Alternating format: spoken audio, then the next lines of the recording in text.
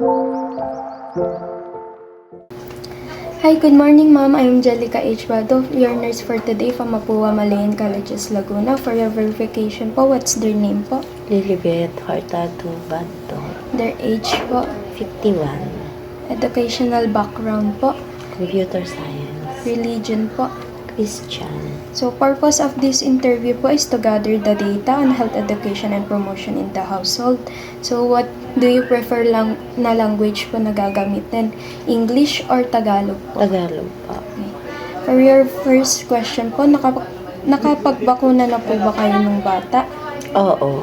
Ano pong mga bakuna ang natatandaan niyo po? HEPA vaccine, MMR, at saka BCG. So, may sakit po ba na namamana sa pamilya niyo? Yung hypertension lang. Okay. Madali ka po bang magkasakit? Kung oo, anong sa tingin niyo po ang dahilan? Hindi naman.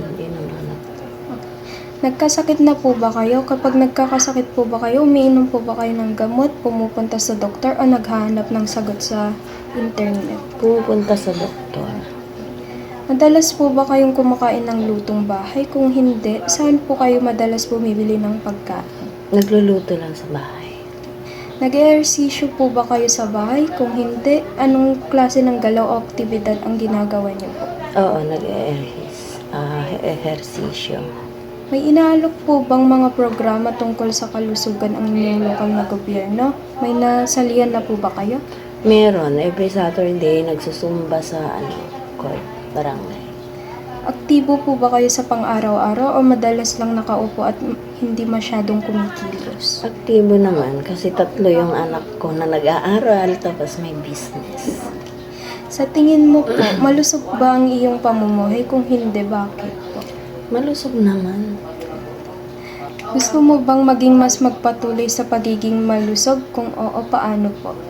Oo, kailangan magiging malusog kasi kailangan uminom ng maraming tubig, kailangan matulog ng tamang oras. Ayun na. So, thank you for your cooperation, ma'am. That's all for today.